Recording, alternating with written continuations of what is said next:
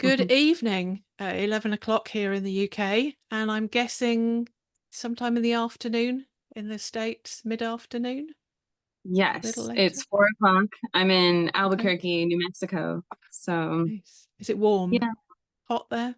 yeah, it's 98 today. We've been in a heat advisory all week. So, Okay. Wow. Wow. but yeah, it was 105 yesterday. So Mm, I'm at least glad it's lovely. 98 today. Wow. Well, I don't know what that is in. I think I'm still old school. And so it's been pretty cold here. It's August. This is supposed to be our summer, but it's pretty cold. Yeah, Anyway, we uh, would take it. Yeah. yeah. So we're obviously here to talk about you and your writing. We'll go Yeah. back to the beginning. Can you remember when you started writing? Have you always had a love of reading and writing? And can you remember the first thing you wrote? Yeah. I have always loved reading and writing. I grew up in a really small town in Iowa, and it's less than 400 people, so I could walk to the library really easily. Hmm. So I spent most of my like school afternoons and summers there. Uh, my great grandmother that I'm named after, she's Bea as well. She was a school teacher, so um, I just kind of tagged along with with her and learned so much. And I can't remember. My parents would probably say that I've been writing since I could pick up a pencil, but I found a story not too long ago that I wrote in like fourth grade called Finley the Fish. Oh, And sweet. so that's the that's I think the first that I can remember. And really I've just been Mm, writing ever since. mm.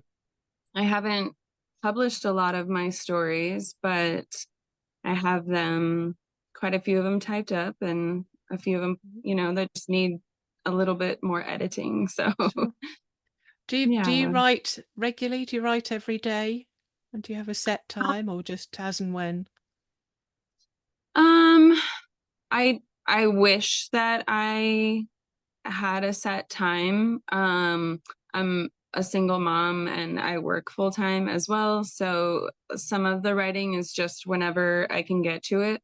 But a lot of times it comes just any time in the day. And so I always have to keep a notebook or something with me. It's Mhm. the worst when I come up with something or just have an idea and I've got to go put it in Nothing. my notes in my phone because I'm the worst about Mm, checking. I'll check a notebook before I'll check that. mm, So some of the writing is just journaling. Some of it's I also teach massage instruction. So mhm. some of it comes from that as well. And then others are like ideas for the series that I'm writing. And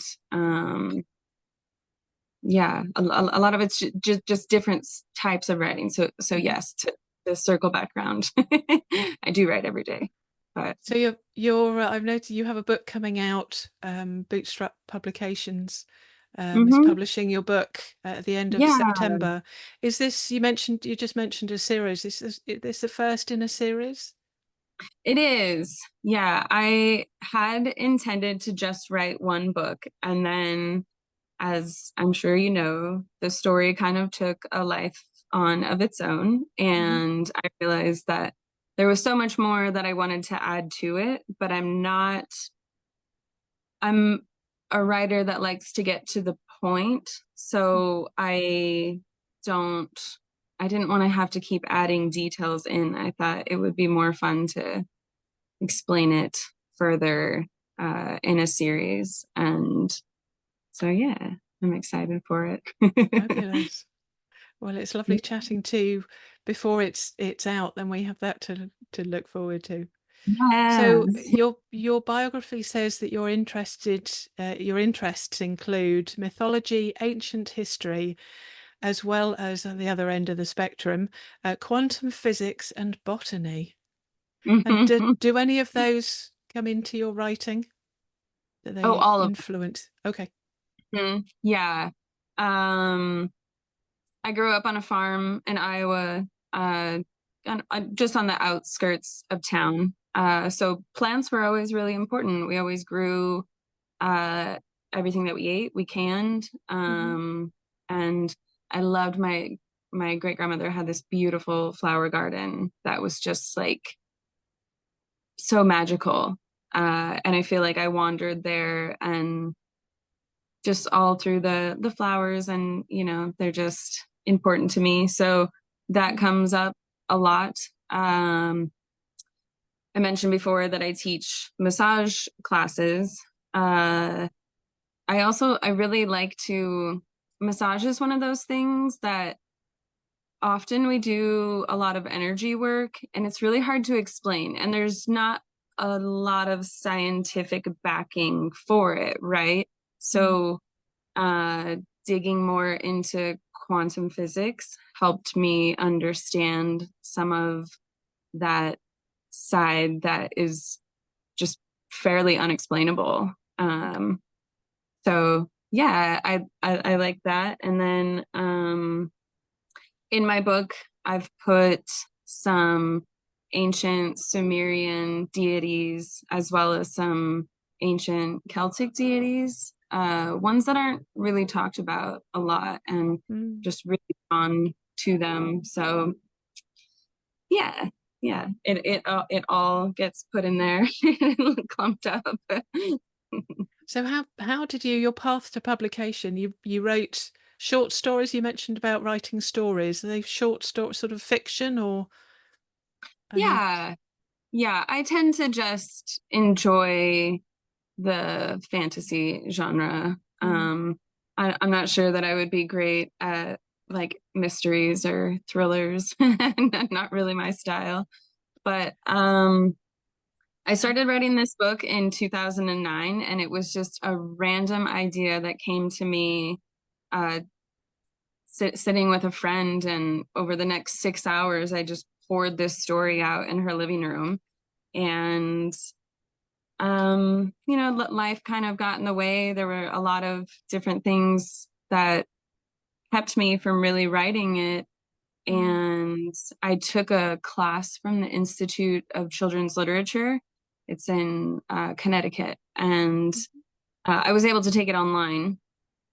And they had an advanced writing class. And one of the assignments was to do a number of short stories, or you could finish a manuscript. So I chose to do this book and try to Mhm. force myself to really get it underway. Mm. So then once I finished that class and I had this manuscript, I kind of didn't know what to do. But one of my massage clients, Tim Pooter, he's awesome. He was really good friends with Miriam Dorset. She runs Bootstrap Mm. Publications, Yes. and she had been in the traditional publishing world. She didn't really like the way that the artists were being treated. So she's a boutique publisher, kind of helps you figure out that straddling that line between trying to do it yourself Mm. and still have a team there that can help you. Mm. So yeah, he introduced us and we just hit it off right away. She's originally from New Mexico. She was living in Miami, Florida at the time. So it was just a funny coincidence. Something in And common. yeah, we thought, okay, Yeah. well, I So guess do you we'll take a find? look. Yeah. So do you find? I know this is your sort of first experience, first novel. Do you find Mm. working with a smaller publisher that you have more input? Because the illustrator, Emily, is Hmm. credited on your listing. Yeah. Do you get to involved with the cover and the title and the design and how With it's laid out? everything. Hmm. Yeah, there's nothing that they do that they don't ask. This even just like little placement of little things and the size of the font, the type of font. I got Mm. to pick everything, which was so much fun and also really stressful because Oh. you kind of look at it like, oh gosh, I didn't know there were so many choices out there. How do I pick? I like this one and this one, and Mm. this Mm. is great. So, trying to bounce ideas. And my illustrator is actually one of my best friends. And Okay. we were I was finishing the class at the Institute of Children's Literature, Mm. and she's a beautiful artist. And I had just had my son, and she was pregnant with hers. And we were just sitting in her living room, and she started drawing. She had these little characters. One of her characters that she just randomly had in her book. I made a character in mine, so it was perfect. And Okay. when I finished that class, that advanced writing class, I had so many people tell me not to have an illustrator, that how hard it was to Mm. get a publisher alone, and then with an illustrator, like, they didn't want to do that. And I couldn't, in my head, whenever I was writing, it was her art that was there, so I couldn't not have her, Yeah. part of it. And so I just thought it was great that when Bootstrap came along, they loved it, Yeah. encouraged it. We're happy to have I think that. So, that's the joy of a smaller publisher, is that they're mhm, more adaptable. Um, absolutely. and unless they Yeah. insist, they have an illustrator on board already, then I think Hmm. they're probably, it saves them looking for one if you have a really good one Absolutely. already. Yeah. Yeah. And I So just how I loved her artwork, so I couldn't be couldn't not? disappointed. Yeah. So And how involved in the marketing do you get? Are you on social media and have hmm to do a yeah, I am doing most of the marketing, which has been another, like, an exciting challenge, because Mhm. um I'm not, like, we don't write because we like to talk to a lot of people or in big crowds, Mhm. Mm. but that my, you know my publisher has been great and just very encouraging with that, and Mm. that I can ease into it how I want to. And it's been challenging in really Mm. healing ways. And Mm. so I like it. And also, like, it makes me nervous at the same time. Well, at least I suppose if it's online, you can just take a break and Uh-huh. recoup and then come back and throw yourself at it again. Absolutely. Yeah. Yeah. Do are there opportunities for local events while you're there? What's Yeah. your writing community like there? Yeah, they're great here. I mean, Albuquerque has home to a lot of artists. And Mm. so it's a really big community, and everyone is really helpful. There's a lot of different places that I can have a book signing event. We have a lot of independent bookstores. And so there's some that I've been frequenting for years. So I'm just excited to go in now and, hey, I have one, Because can. when there's nothing quite like hold, holding, first of all, holding your own book, your second Uh-huh. baby, Yeah. but also the moment that someone gives you cold hard cash for your own book. I Yeah. remember Yeah. when it happened with me. It was my first workbook, and I sold it, and then she sort of handed it back to me, going, "Would you sign this for me?" And I went, "Yes, I would." And it Yeah. is just it's thrilling putting your own name Mhm. in a book. There's nothing quite like it. I'm It's so just excited for it. I only have the proof. I got the proof copy, oh, which is just lovely. all Uh, all of my notes. mhm, And I remember this is the second one, but in the first one, mm, I like had foolishly grabbed the mail and just was running out the door. So I threw it in my car, and I went to go get coffee and had it in my hand still for some mm. reason, and opened it there and just burst into tears. Oh, oh, But I was so excited. I was like, oh my gosh, it's yeah, here. It's in my hands. yes, yeah. There's So nothing. yeah, I'm Well, excited. a lot of people. I mean, obviously, readership is split between Kindle readers and paperback readers. And Mm-hmm. there was back in the day when Kindle started growing, and people were saying it's going to kill the paperback I think there's, a lot of people, maybe half and half. I'm not sure of statistics, but a lot of people say that they like the feel of the paper in their hands, have Oh, a yeah. proper Especially book. those of us that are neurodivergent. Like I want to feel it. I want to touch it in my hand. And Mm, I'm not a great screen reader. I love audiobooks mm, because then I can weed the garden and other things, yes, just me too. do housework with a book Yeah, on. But yeah, the screen's hard on my eyes, if I'm sitting there for too long. So it's never been mm, appealing to me. yeah. But Now yeah, the book is softer. I have a Kindle Fire, and it has a text to speech function. So when I'm editing, or either my own work or clients' work, it reads it out to me, and I call her Mrs. Kindle because it's a female voice, and and it's brilliant because it reads as it looks. When if we see our own work on the screen, then we read what we think it should say, whereas that reads it out exactly as it is, verbatim. Ah, How are you it's like interesting. with the Yeah. editing process? Do you Well, write your have you written your first draft? I know we're only a book one. Can you remember, did you write the first draft and then go back to it and go through it again? oh yeah. I am probably an intense editor. At some point, Miriam told me to stop. Okay.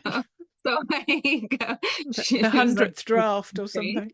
Don't, Yeah. yeah, just leave it. There's a few things here and there, and we're still Mm, tweaking a few things, but mm, um yeah, there were so many drafts. There was the original that was just on paper. I hand wrote everything, put it out, and then put as much as I could onto paper and then added from there. mm, And then my instructor for that advanced writing class had, I mean, line by line, she went through and really helped me develop, I want to see more here and right. I want, you know, maybe pick a different word. Do you like this one? And it was Mm, great because there were some words that I really did like, and I had to defend that no, this is the one that I mm, want to use, even though it's mm.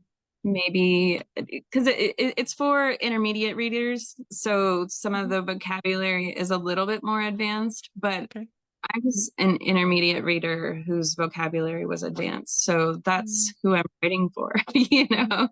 is Well, I think when you release a book, it's a fine line between, um, well, I say the three E's: education, entertainment, and emotion.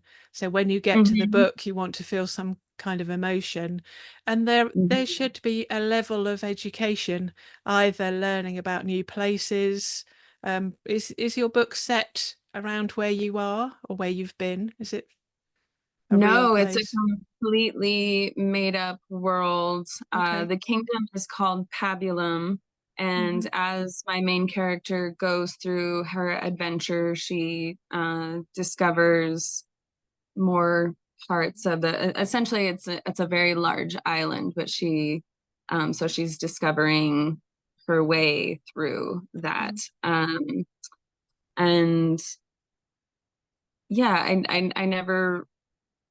I never really thought that I would develop a world. That wasn't the plan. It was just going to be one mm, little story that was just fun, and so it's kind of mm, taken on mm. a world of its own.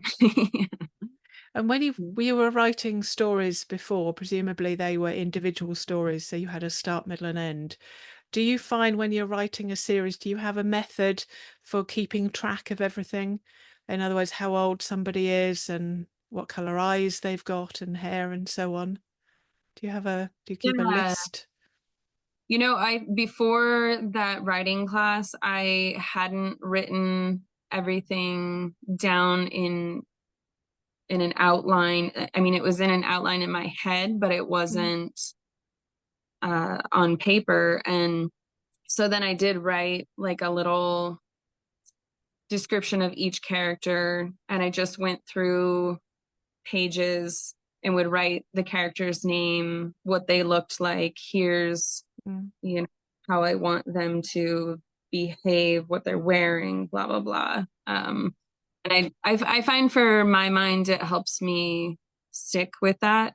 Mhm. Especially because like when I finished my book, I gave it to my illustrator, and she had one character that was a different description from what was in the book, but I loved the way that she drew it. So I just altered the way that the character Mm. looked. I thought, don't change your illustration. This is wonderful. I love it. I will Mhm. change the image that was in my head. Mm. Like it's fine. Because So obviously the restriction with a series is that once book one is out and a particular character looks a certain way, acts a certain way, then that's set in stone, isn't it? For yeah, thereafter. a little bit. Mine Mm. do have some changes that they undergo. Okay. Because like I said, I really like plants, and Mhm. I like um just the magic of plants and how it can help change you. So yeah, I was 11 when J.K. Rowling published Harry Potter. So a lot of that like magical, essence still goes into a lot of what I am Mm. doing too. So Right. so there's a little bit of change, but yeah, Mm. for quite a few of them Mm. they stay the same. So So yeah. J.K. Rowling is reported to have planned her 7 book series ahead of time, and there is somebody said, she's never admitted to who it was, that she was going to kill off a particular character, and then when she got to that point, the character didn't want to be killed off, so she killed off another character. So have you planned? Have you Okay, that planned? makes sense. Okay. Have Yeah. you planned your entire series? Do you know how many books there are going to be in this I series? Or am I'm hoping for just three. okay. Uh I'm hoping that I can get everything out. I feel like maybe they'll get a little bit longer as each goes. Hopefully not too much. Um I do tend to edit it until it's, kind of the exact flow that I want Sure, through the book. sure. Um and I do have an ending. It came to me very randomly during dinner with a friend once, and who knows if it'll stick that way. A lot of it, I Mhm. mean, I didn't expect that this book would turn into what it did. And so I'm just excited to write the rest of it and see where it takes me. Yeah. You clearly love the process of it, I putting pen to do. paper or voice to phone or fingers Hmm. to keyboard. Oh Yeah. well. I read the whole second proof out loud so that I would see how it sounded. Mm, mm. Some parts I was like, ugh, I do not like the way Yeah, that sentence yeah. was That's in. a right. That's a hard ask to read the whole book. I know it's the perfect scenario for picking out. This is why I use the Kindle to Right, hear it aloud, absolutely. because it really Yeah, does pick things out. Yes. yeah. I should Well, try that. we shall be back hopefully in October after your book is out and in I would front love of a live to. audience and chat more specifically about your book. I And would love to. hopefully some readers will have read it and others will then watch this and watch the next one and go and buy the Yeah. book.